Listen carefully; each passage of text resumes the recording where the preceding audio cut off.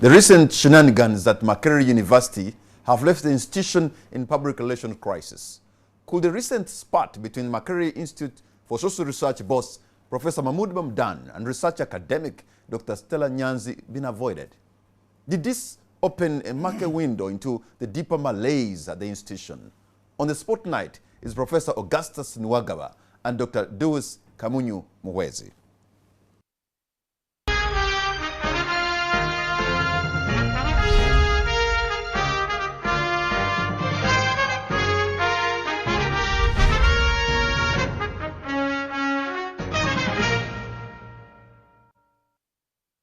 Dr. Nuwagaba and Dr. Muhwezi, welcome to the show. Thank you very much. Professor Nuwagaba and Dr. Muhwezi. Thank you. Well, we have seen that debauchery, that kind of war of attrition at Makerere University in the last 2 days. And it appears it has really created a public relations crisis. Could this have been avoided if there was a clear dispute resolution system at Makerere, Dr. Muhwezi? Yes, it could have been avoided if there were decisive and timely actions from all the stages of arbitration in our university. As far as I'm concerned, and I gather that Mamdani and Stella Nyanzi first complained to the university as far as 2014. They all had their view of what was happening at the time, and they wanted the university to get involved in their dispute and of course bring it to an end. And Makerere University, by the way, has mechanisms for relocating staff, for making staff who are not happy with certain administrators comfortable in other units they may choose to be in. But for this particular case, the university dilted on it, and it ends here. So it would have been avoided. So then they don't have the mechanisms. How can there be a dispute known to the highest level at the university for 2 years, since 2014, and the solution is not found? From a university that has the highest concentration of intellectual beings who should be giving us, the rest of the world, solutions, how can you not have a solution to solve a problem between two people, or maybe a problem at the institute? Precisely, failure of leadership. Decisive leadership is needed in every dispute resolution. You need to bring parties together, but a decision has to be made at some point. And in this case, in this particular case, we had indecisive leaders on this issue. And it took us to this dead end. Dr. Nuwagaba, Professor Nuwagaba, we have highly qualified individuals. Dr. Stella Nyanzi, qualified in her own right. Professor Mahmood Mamdani, one of the best academics in the world, from Columbia University to Makerere. And this turns out the way it is. It does not only damage the institution, but also damage the two individuals. And how, in your view, could this have been avoided? Yeah, thank you very much, and good evening, viewers. First of all, we need to tell Ugandans, and especially those who have been at Makerere, that they can realize how long Makerere has taken to build its name. This is over 90 years. And how easy it can be to undo it. So it is absolutely necessary that institutions and institutional building becomes very careful in the way it dispenses their functions. Because if you look at the problem that is between Professor Mamdani, a professor who is world class, and Dr. Nyanzi, who is academic in her own right, and they do not realize, first of all, the caliber of the institution which they are serving, and also they do not realize the implications of their own actions, and they engage in actions which and whose implications are far much wider than the impact on each of them as individuals. So Dr. Stella Nyanzi and Professor Mahmood Mamdani, I still believe each of them could have achieved what either of them wanted to achieve through some other means, but not exactly what they did. Because what Stella did to most of us who have been at Makerere, and also who are Ugandans who travel and so on, we have to apologize on behalf of the university. You see, we have to say this one is an isolated incident. It is not the behavior of the institution. It's an isolated incident. And therefore, we need to also tell Makerere University and also other institutions of similar nature that there must be mechanisms of resolving conflicts. It may look isolated, but protesting in that manner has happened even in developed worlds, in Canada, in England, and recently in other parts of Uganda. When those people who feel oppressed and they don't have any other weapon to use, they do that. They have done that before. Yeah, they think they have done it, but if you look at what, for example, Dr. Stella wanted to achieve, and I don't know whether she achieved it, and in relation to the cost that she paid in achieving that, you may also need to measure and see. She wanted her keys. She wanted her keys back, and she got the keys. Well, was it? But also, I want to tell Makerere that all of us have been at Makerere. I myself have been a fellow at the Makerere Institute of Social Research in the early 90s. I was there. I worked with Professor Bambi. I worked with Professor Mahmood Mamdani in the Faculty of Social Sciences. I am a researcher. I know that the role of the university has 3 roles. One of them is to generate knowledge. The other one is to transmit that knowledge. How do we generate it? We generate it through research. How do you transmit it? You transmit it through teaching. And also the third one is to carry out community service.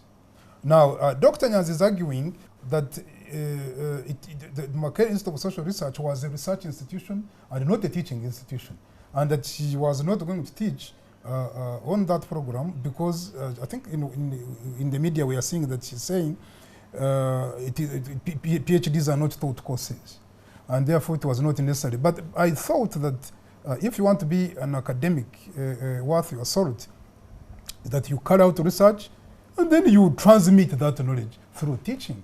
And for me, that's what I enjoyed at Makerere. I did a lot of research, and after that, I get my research results, and they enrich my teaching. So, Professor Mahmood Mamdani should have realized that it is necessary, of course, to do research and teach, which she did. And also, Dr. Nyanzi should have known that the role of the university is to generate knowledge and use that knowledge for teaching. Transmit it through teaching. But there's a general malaise in the university.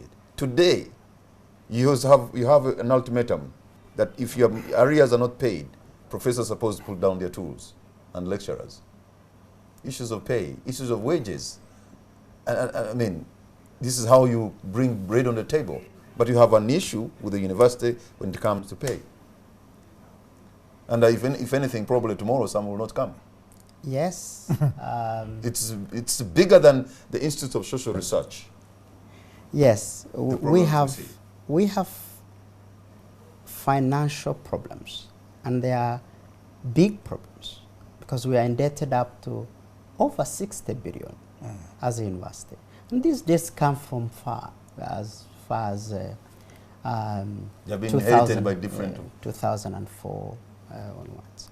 So these debts have to be reduced, and to reduce them, you have to make decisions in some areas, because there are some of the resources, human and non-human, that are siphoning from the university and adding nothing to the university. I'm not saying all, because there are some courses, classical courses, that have to be taught and which are subsidized by government or directly funded by government. But I'm talking about commercial units,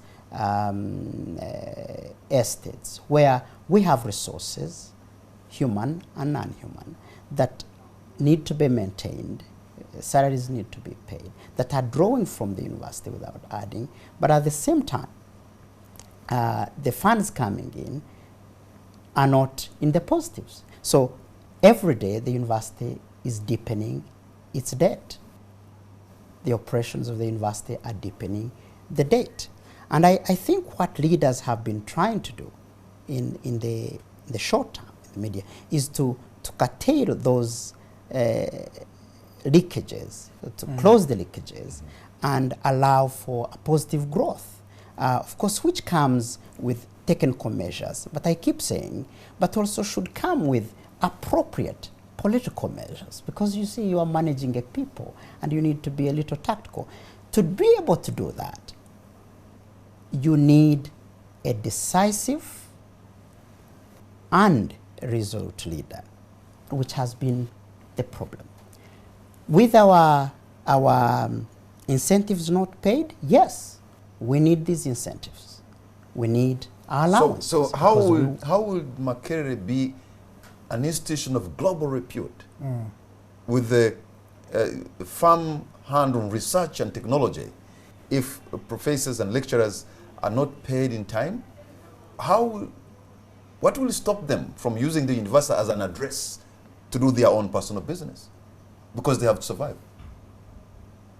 I think as I've already said, we have a general problem in the country generally in financing higher education. You know, the initial thinking by multilateral agencies, development partners and government, and I think they were able to convince government, was that it was not necessary to fund higher education at the same level in which they were funding lower education. So that's where you saw government concentrating more on universal primary education, and the development partners, including the World Bank, started putting more money in UPE. But we made an argument.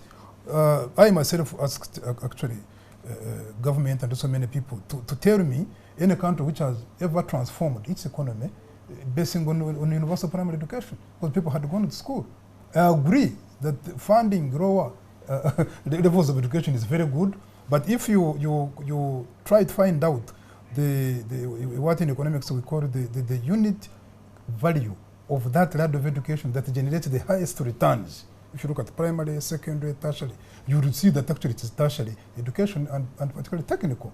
So we have been having a problem in funding higher education. This has to come out. I was at Makerere. Every day there was a fight with the government. We need funding to Makerere. We need, and then we said, let's have private programs. Let's have a way in which you can generate money, and this money can now supplement the meager resources the university is paying lecturers. Now the university said that these evening programs should be able now to generate some money. But when that money was generated, the government started thinking that this money now can replace what the government was giving the university. But now, here is... You see the problem now. Here's a professor who comes from Columbia University, and he's at MISA. He raises funds from, I'm told, $2.something million, almost $7 million. So he's trying to sort the issue of funds. And now he seems to suggest that, well, he's willing to leave. And yet he had tried to turn around at least that institution. So how can that be avoided so that he doesn't go, but also the issues that are raised by Dr. Stella Nyanzi are addressed? In fact, I think I would not be surprised without prejudicing the committee that has been put in place. But I would not be surprised if in fact the bottom line, the very thing behind this row is money. You will most likely find that it's actually money. I know that Professor Mamdani has been at the center of raising some money at MISA, and in the process of, I think, raising this money and teaching and attracting students in this PhD program, you may find somewhere, somehow, that the people could be really either wanting to poke the... I would be surprised if this is not that poke their nose in this money. So I think what we have as a larger problem than people may be seeing is that there is a problem of funding at the university, and the little money that somebody tries to raise can really create a very big problem. And Professor Mamdani is saying what we are reading in the media, that at one point even there was a problem in the way he was raising this money, and people wanted to share the money with him. So if, therefore, an issue arose, we need to dig deeper into the problems of how this money comes, how the university appropriates the money, and those fights. You remember, we also had there the issue of the green and the wet faculties and the dry faculties. And I would not be surprised if people would want Mamdani to resign and go, such that the people can maybe partake of what this kind of money has is been happening, generating. Dr. Muhwezi, do you see a problem between the two individuals, Professor Mahmood Mamdani and Dr. Dumba Sentamo? First of all, we also read from shocking reports that we see. But we have also gathered that there could have been insider politics. But we now read it from the horse's mouth. Professor Mamdani comes out explicit to say that there were internal negotiations to have some money raised and maybe they share. That's what we've read also. But we had not gone to that extent in terms of knowledge, what we have in the domain of as Muasa, for example, knowing that this was taking place. But yes, these challenges are there. I would also not be surprised, for example, if Mamdani was let free to go and they take over and misuse these funds. I would not be surprised.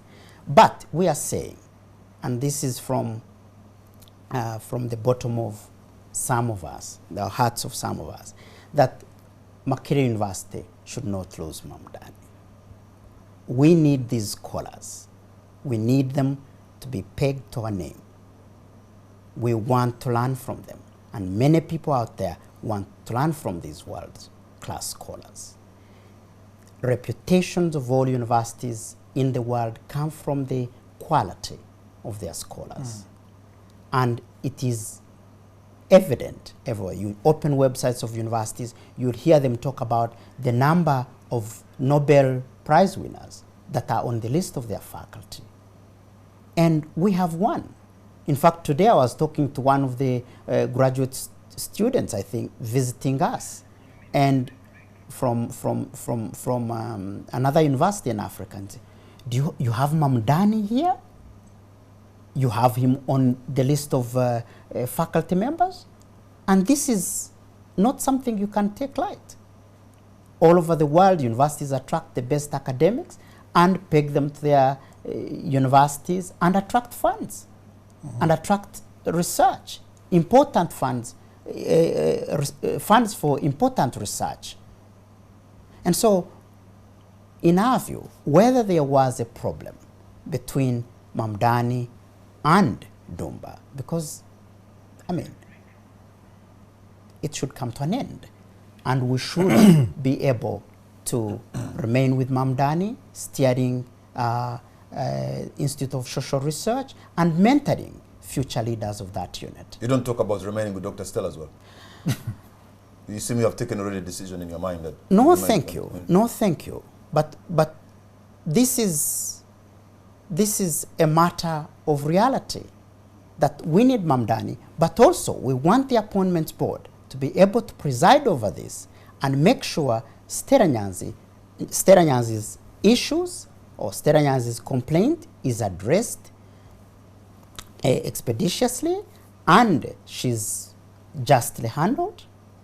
And we think that's an issue of Appointments Board, and we will stand by her in terms of her contract. But of course we do not. I said it clear this morning. That we will not stand by her in the nudity spree. We will not stand with her on that. Gentlemen, we're going to take a break. When we come back, I'll be asking what we have seen at Makerere. Could it be a mirror of what is happening in the bigger picture of Uganda? We'll be right back. Welcome back. You're watching On the Spot. My name is Patrick Amara, and my guests tonight are Professor Augustus Nuwagaba and Dr. Deus Muhwezi. You know, there has been an investigation probe to investigate this, headed by Professor Bakibinga. Yes. And others. Professor Mamdani says he's not ready to appear before this probe because it's sort of a kangaroo court. which will not be fair to him. How can this impasse be resolved? Because there has to be an investigation probe committee, but now the person who is to be investigated does not believe in it, at least. So doesn't that complicate further? Yeah, I think this issue really is very complicated, because the person who is at the center of the problem is Professor Mahmood Mamdani. Is the one whom Dr. Stella Nyanzi is accusing that he locked his office. And from today's interview with Professor Mamdani, he accepted that actually he locked the office. You know, he said he locked the door to the corridor. And that corridor is supposed, it's locking 4 offices, of which Stella Nyanzi has an office there.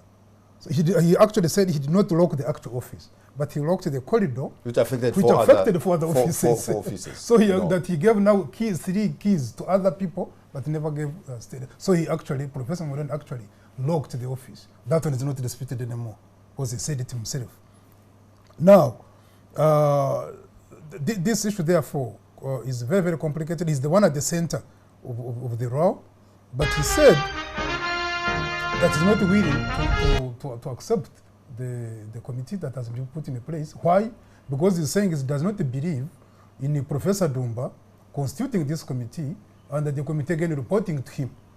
That it looks like it's a kangaroo court, which Professor Mamdani is not willing to listen to. And Professor Mamdani is a world class professor, as I've already said, a professor of international repute. He has, in his own right, he's saying, his own opinion, this is not fair. So if he says so, I do not see now the credibility and the legitimacy of the committee and their report, which they are going to write, and it is completely missing the other part of the coin. So if, therefore, I was Professor Dumba, I would want to see that I get out of this issue, or I handle it with the highest objectivity that it deserves.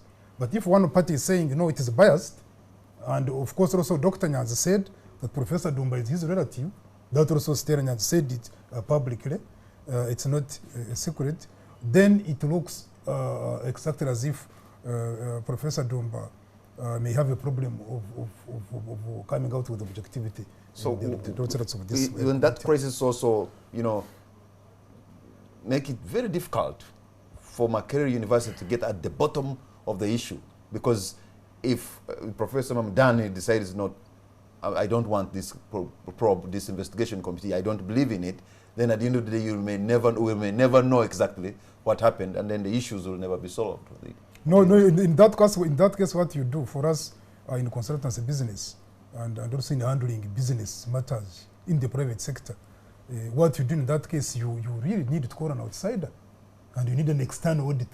That's why we have external auditors. Come and look somebody who is not in Makerere, he doesn't have any interest, he's not part of the institution, he's not part of the process. He comes with a blind, an open mind, and looks at the issues the way they are, as they are. That's what I would propose. If there's an external audit, somebody's come, independent auditor, to come around and look at the issues of Makerere, he could actually give us a serious expose on what is happening at Makerere, and many could be embarrassed, including government. Because if you're saying, wouldn't that bring shame? That you have failed even to solve your own issues, you bring another person, and all he uncovers the rot. First of all, on the earlier question, whether this may not deepen the problem, considering that one of the parties has already refused to cooperate. In my view, the report does not merit the expectations of many of us, because one of the concerned members, who is supposed to be at the center of this matter, has already questioned or has already raised a point of conflict of interest in what is going on, and the appointing authority is culpable of some indirect operations that were not good for the person they didn't go well with the person that he is trying to create a committee to investigate. And so to us, we see this committee's report collapsing. Now, I've also gathered as an individual from some key persons out there that they believe that a committee of eminent persons from outside and from inside, some from inside, should have been created to actually investigate this issue thoroughly for a month, because the issues of Miser should be streamlined. It's just not a matter of dealing with Stella Nyanzi or Mamdani. They are far-reaching consequences to whatever will come out of this report, and we wouldn't want Professor Mamdani to be bundled and his international reputation to be tainted at Makerere University, an institution that he gave his best and he came back to serve. And also wouldn't want Dr. Nyanzi to be left out in the picture. And so the suggestion that a committee of eminent persons be created from outside and from inside be created, to me is more of value, offers greater value than what is currently a stampede to fix the problem at hand. So could there be other, lecturers at Makerere who are undergoing, similar kind of stress, but they have not cracked like Dr. Nyanzi has, and just they are not talking, but you people could be facing a lot of problems, only that maybe you are able to contain up to this extent? I think you see the problem of our institutions in Uganda is this issue of fire brigade mechanisms, of addressing problems, of stopgap measures in solving issues. So you lack mechanisms that are institutional, that are organic in nature. They have evolved over time, and they can solve the problem. And everybody say, well, I was not promoted because Deus had qualifications which were more than mine. I received this money, my research was, and so on and so forth. So you have now a situation in which people have been pushed to the wall, and they are in between what? A hard rock and the rock and the hard place. So you need therefore to think through this, because this has been just the tip of the iceberg. There are so many problems, of course, in Makerere. Some of us have been there and we know. You want to answer problems of lecturers. That one is a very big problem. I think the lecturers gave tomorrow as the last day in which they would down their tools unless the money is paid. That's an issue there. You have students, they are saying, we cannot do this. They have to strike. That's the language that will be understood. You have staff, also their language that will be understood is downing the tools. Now you have very, very highly trained caliber of staff in the names of Dr. Stella Nyanzi, the caliber who will have a problem of I don't want to teach on the program, and the office is closed. And Stella is saying for 2 years, she also tried to have her issue solved. It is not solved. Professor Mamdani says he wrote very many letters to Professor Dumba. And Professor Dumba also accepted and said he did not act on those letters. Also, that's what he said by himself. So you therefore have institutions, and you wonder how they are managed. So there are no systems that are working. There are no mechanisms that can solve problems. So people are pushed they are just pushed on the wall. And the Holy Word says, from the fullness of the heart, the mouth speaks. From the fullness of the heart, the mouth speaks. So you have people, therefore, what do you want them to do? They have been pushed up to the last moment they can. And therefore, the behavior that will manifest, the way they will act, is what their heart will tell them that this is the best way to do it, and I will get what I want, irrespective of now, because that's why some of us are bothered of what that individual action will do in terms of impact on the wider institution and also impact on the wider Uganda, because some of us are really not happy at all about the image of the institution. Some of us are what we are because of Makerere. Some of us do what we are able to do because we tell the people we are from Makerere, we are children of Makerere. Makerere is our home, is our mother, is our father, is the one which nurtured us, and we are really doing what we are doing, most of us, isn't it? Because of Makerere. And we are feeling very bad about what's happening. Maybe to add on. Could this also be a microcosm of the entire sort of breakdown of systems of the country, the governance issues, because the leadership issue, that Makerere is just not alone in the problems. It's a problem of Uganda. Dr. Muhwezi. Yeah, but there have been examples of best practice institutions within the same government. We have National Water running its business. We have attempting to balance its budget. We have other institutions. I think we have some challenges, yes. For example, there have been views that the constitution of the council, University Council, is also, it makes it hard for consensus building. It is a center for interests and all that. But I tend to disagree somehow, because in the last 5 years, Council has made very good decisions that I think any decisive management or with support from government through lobby, which is a modern tool for success in capitalism, would base itself to actually push for a modern, progressive management system for our university. But let me also say something before I say more about what Professor Nuwagaba is saying on Nyanzi Mamdani issue. I do feel, to me, if one was to apportion the burden or the effects of what has been going on between Mamdani and Dr. Nyanzi, you would actually find out that they were all ignored and they are all distressed by the inaction of management. That's why I don't want the public to think it's only Dr. Nyanzi that was suffering in this whole equation.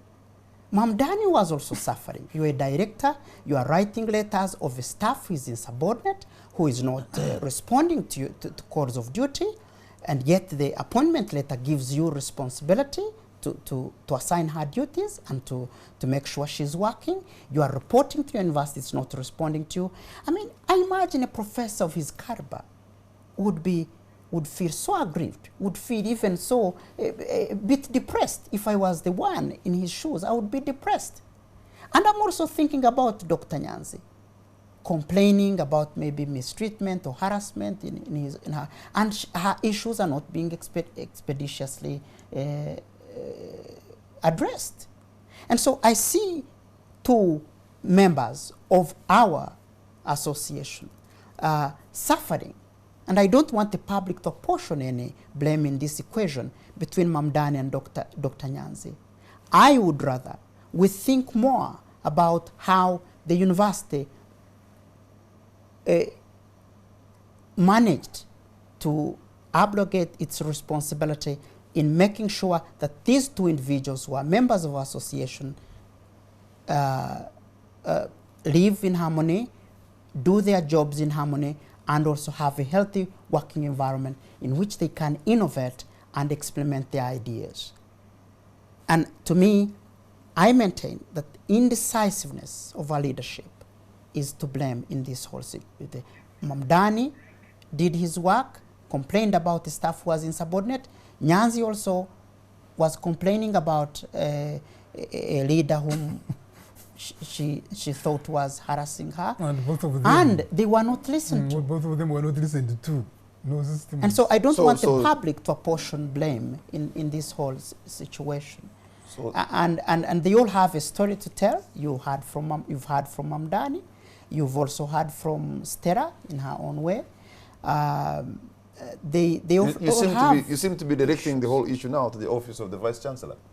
That probably he's the one who should have worked, who should have done something, who should have acted, who should have listened, and he didn't listen. Is that what you mean? Actually, this afternoon I gathered that is that what you mean? That he didn't know what was going on. I was actually shocked that he didn't know what was going on. And where does it leave this whole thing? I mean, maybe the director of human resource knew, maybe the professor Chirumira knew of CHUS. I don't know who knew anything about this case.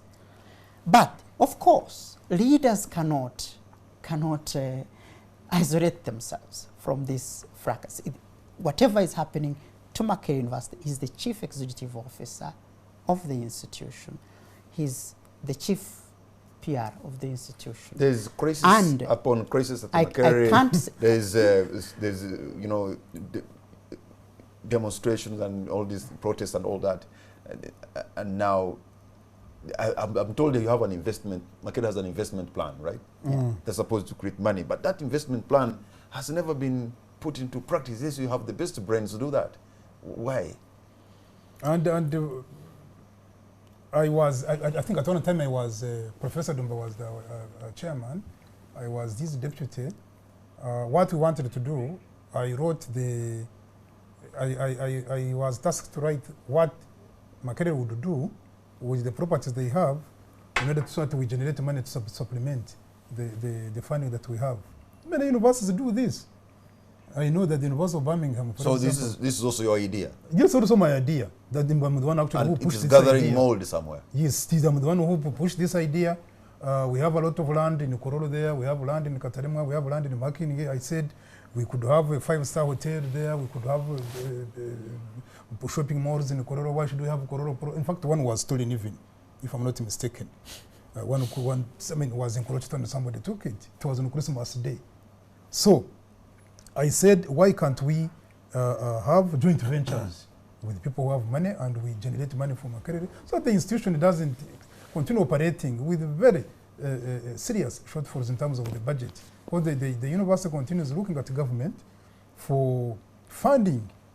But if you look at the current budget, for example, this 2016, 15-16, there is no single MDA or ministry, department or agency of government that received more than possibly 60% of the money. So government does not have sufficient funding. So it is these also institutions to think beyond out of the box, to see that if you are head of an institution, you can know the environment in which you're operating. Government itself is running a deficit budget. It has more expenditure than the revenue it has. It also has its own problems of leakages and so on. But I think Makerere has reached at a stage in which they need to think really but when you are putting out up of the together box that investment plan, when you are deputy to Dumba, he was not yet vice chancellor then. No, he was not yet vice chancellor. So this was like your baby project. Yeah, it was our baby project. So now he has an opportunity. And now he has an opportunity. I don't know why he's really not pushing it, because now he has an opportunity. He's the chief executive.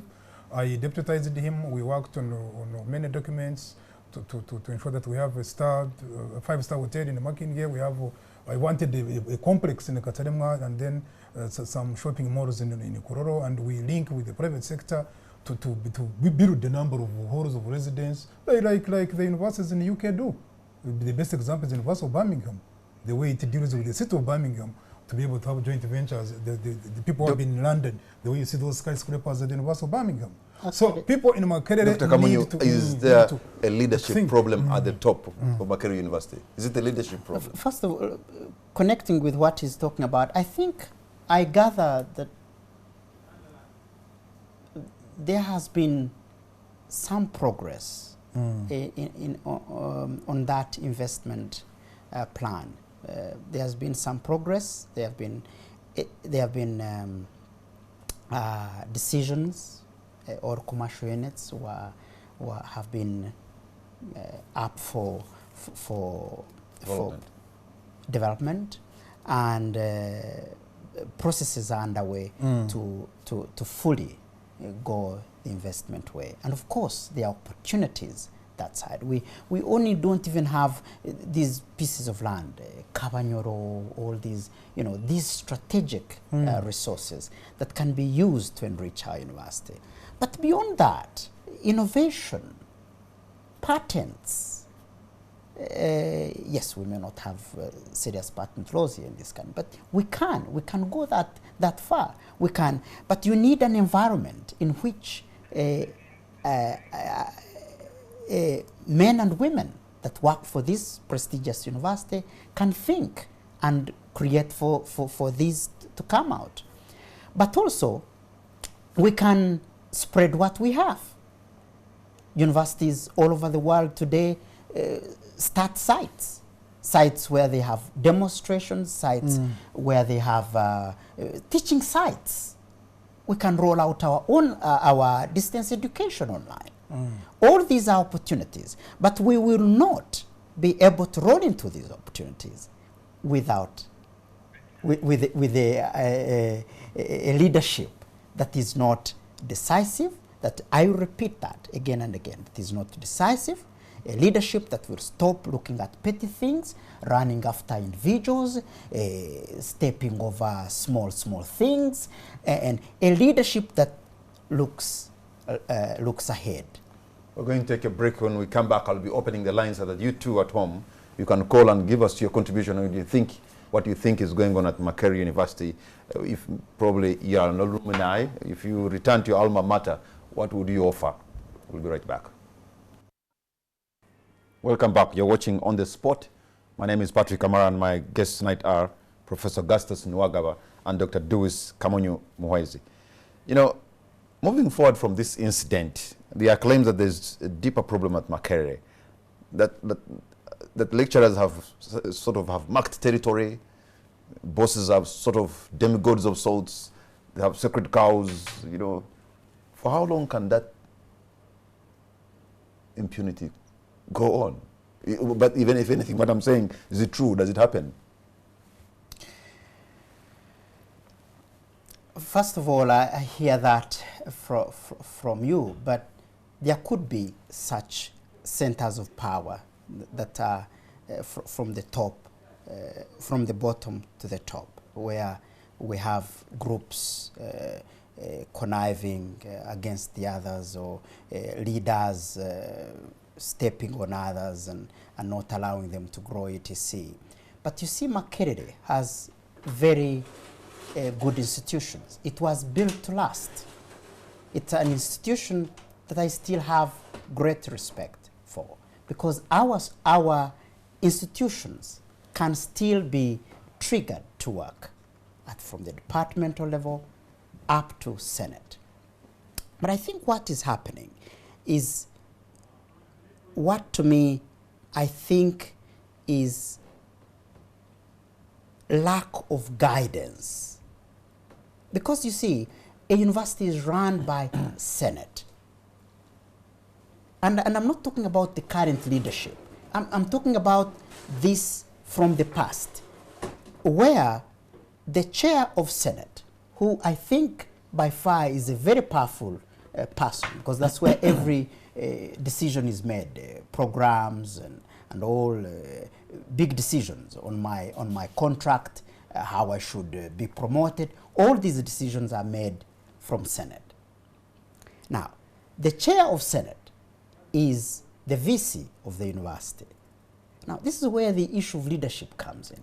If you have a leader with a vision, steering a Senate and making sure the right thing is done, I have confidence that that would end every other small problem that the public out there thinks we have.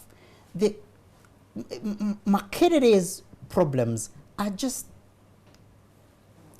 like paint. We can wash it off. Makerere is built to last. These institutions are there. It's just a matter of triggering them, of giving them leadership, of aligning them to the vision of the university, and making sure impunity is to its lowest, teachers are teaching, of course, the HR function is operating, that the resources are being aligned to the objectives of the university, there's no wastage. All this is needed. And again, I say, this cannot happen without a decisive leader. We need a decisive. Let me take some callers so that we get to know what Ugandans have to say tonight. And let me take the very first call online. Hello. Hello. Hello. Good evening, sir. What's your name and where are you calling from? This is Cheswa calling from Masaka. Sorry? Cheswa calling from Masaka. Cheswa from Masaka, you're on air, sir. Yes, now, Yes. if I got very well those professors in the studio, both of them seem to be protecting Dr. Nyanzi. Seem to be? Seem to be protecting Dr. Nyanzi. Doctor who stripped naked. But to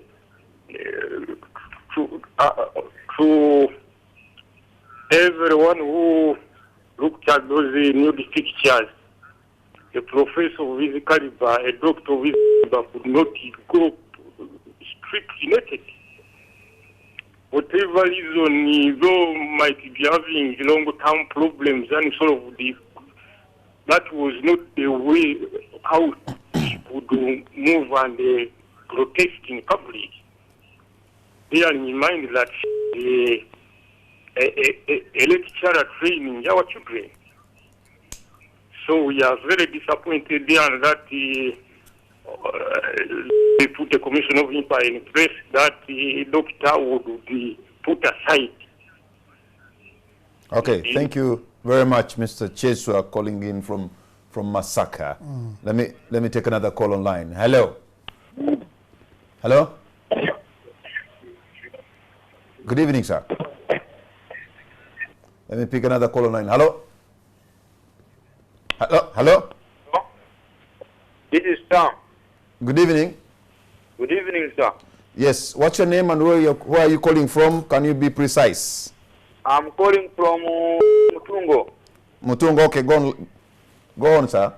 Yes, I'm calling from Mutungo, Bina. Okay. I'm calling from Mutungo, Bina. And what I was saying, yes, I was saying that that lady has a reason as to why she did that. That lady has a reason. Okay. Unfortunately, sir, you seem to be listening to yourself, and that's why you are hearing an echo. But the point you have made is that the lady has a reason. Of course, she has a reason. So there's a push factor to this. I agree with you. And that should be that's why there's a probe committee to find out what would have happened. Let me take another call online. Hello. Hello. Good evening. Good evening. How are you? I'm fine, thank you. What's your name and where are you calling from? I'm called Beatrice. I'm calling from Moyo. Beatrice in Moyo. Yes. Okay, you're on air, Beatrice. Go right ahead, Beatrice. Yes, please. Dr. Nyanzi is totally wrong. Dr. Nyanzi is totally wrong. Ugandans have no grounds to blame Professor Mamdani.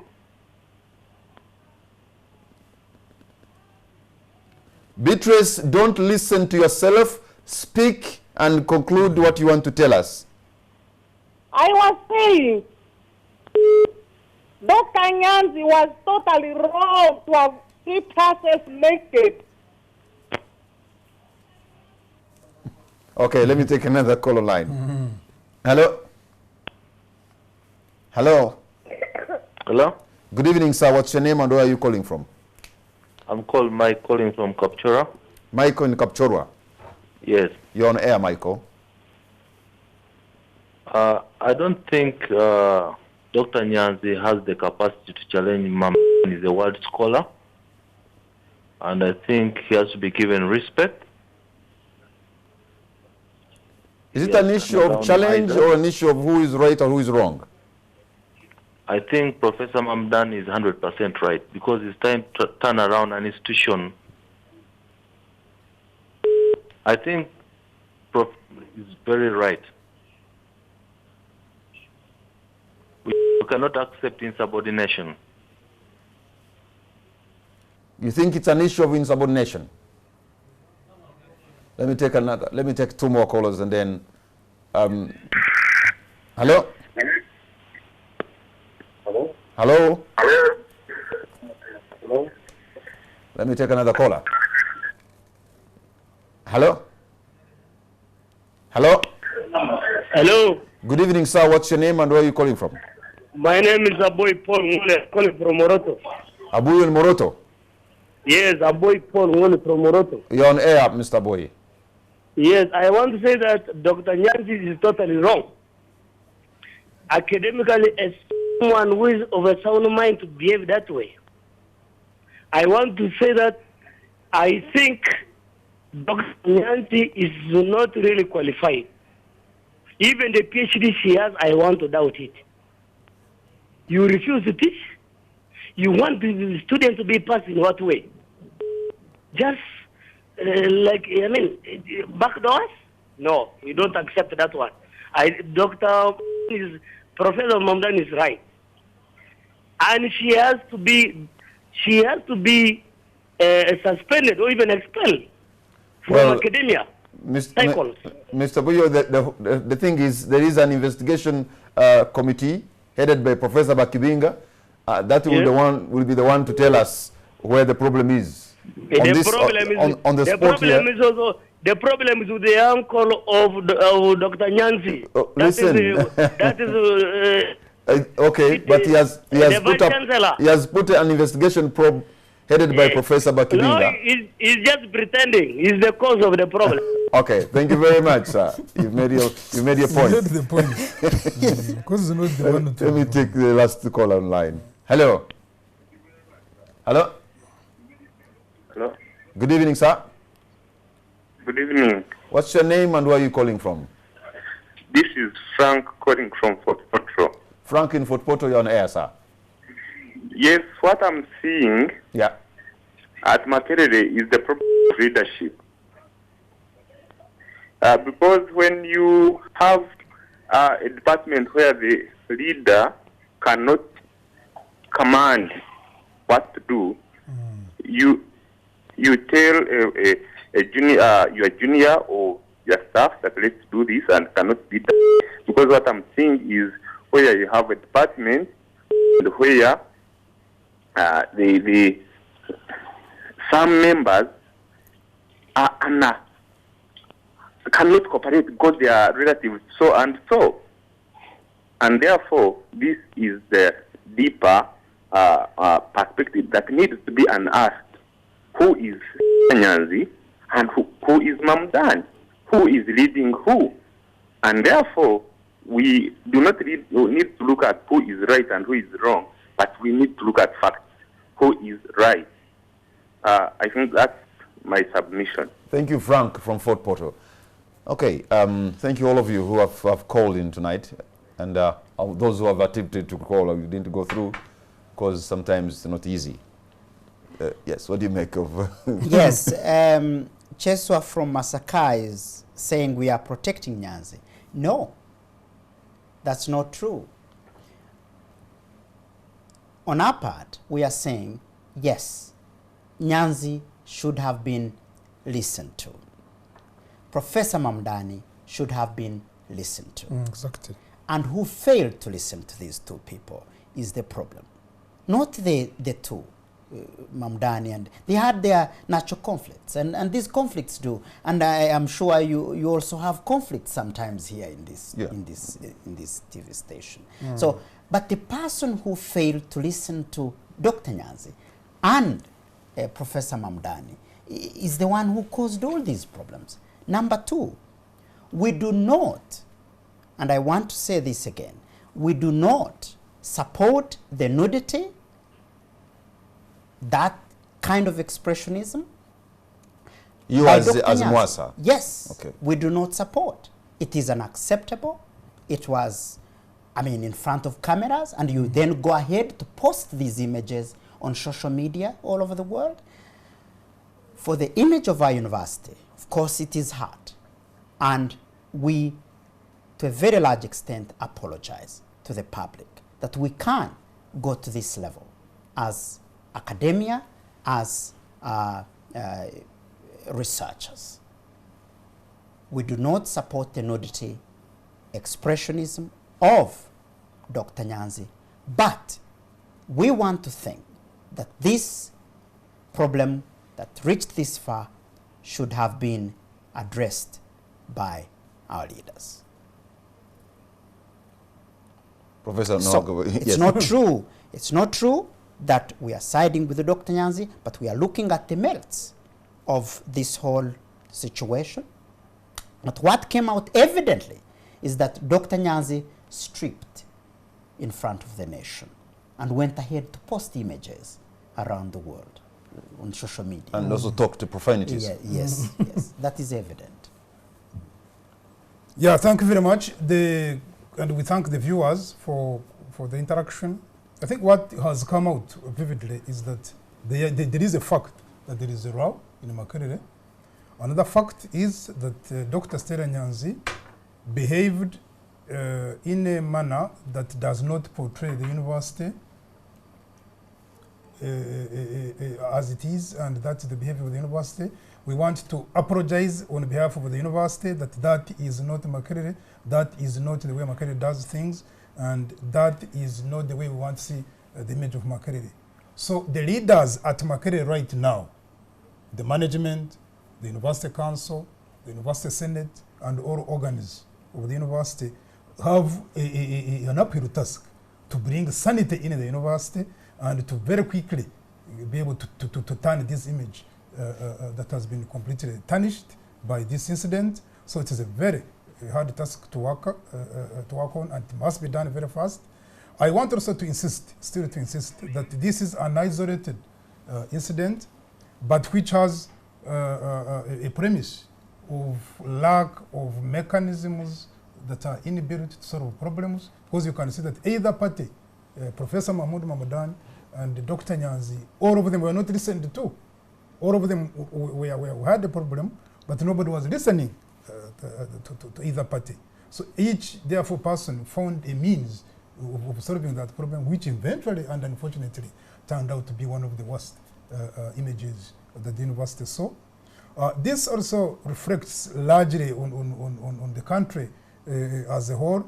Somebody may think that this is the Ugandan way of solving problems. I want to insist, and if I can turn myself now into a public relations officer for both Makerere and for Uganda at this very moment, is that this is also not the Ugandan way of doing things. I myself am a child of the East African Revival Movement, which started in Western Uganda.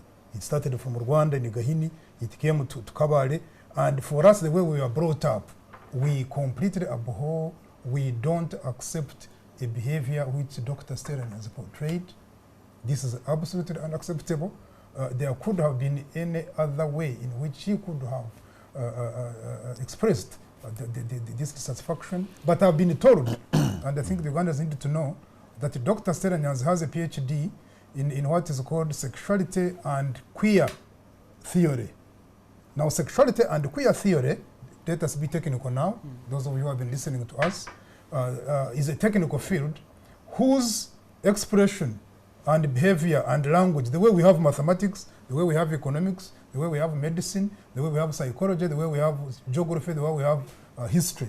For them, in sexuality and queer theory, they understand, they talk very much with the body language, that they use the body to express their ideas and put across and transmit, and possibly, therefore, in blaming... She was right into her profession. In blaming Dr. Nyanzi, I think we needed to give her a benefit of doubt, that probably she was playing it out of her profession, if that is what if it is accepted among sexuality and behavior, and queer theorists. I don't know whether it's accepted. I haven't done research on it, but that's what I've been told there, just by grapevine. But I still, as a child of this African Revival Movement, as a moralist, as a well-meaning Ugandan, and as a father, and who has children. And I'm very worried if our children, both at Makerere, start also expressing their components in the same way. If they and take also it, our children, if they take it, if they take it as, it is now if they take it as formula. Sexuality and queer theory. It's now the formula they want to use. I want to appeal with Dr. Nyanzi that we should stop it at that, and I also plead with the students at Makerere and also our own children that they don't copy such unbecoming behavior, and to Dr. Nyanzi that really this was highly unacceptable behavior to express. Dr. Muhwezi, very briefly your parting shot, your concluding remark. Viewers, I want you to know that Makerere University is still a very strong university. It is still built on a very solid foundation. It has institutions that can be triggered to work. Stella Nyanzi did not exhaust all our institutions before resorting to the act of nudity. And that's where there is a point of departure. And two, there have been also staff in her situation to the extent of being even unfairly dismissed in some units. But they have gone ahead to use our institutions, and these institutions have returned them, including courts, including our national courts. And so I believe the university has been taken unawares. We have a lot of image issues to deal with. A few weeks ago, we had another incident. We have strikes to deal with. But I want the public to give us, to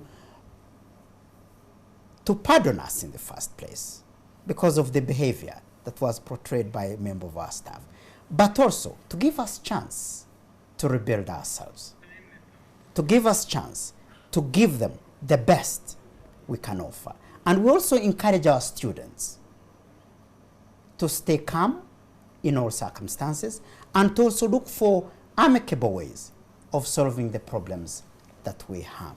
Thank you. Thank you very much, Dr. Deus Muhwezi, and thank you very much, Professor Augustus Nuwagaba, and all of you who have been a part of this. You know, you ended up telling us, going very technical, that sexuality and queer theory could be part of this. But there's an issue, and those two individuals have an issue, and that issue should be solved. I suppose the committee headed by Professor Bakibinga will come to the bottom of what really this was all about and the solution for such a problem at Makerere. Good night, and God bless Uganda.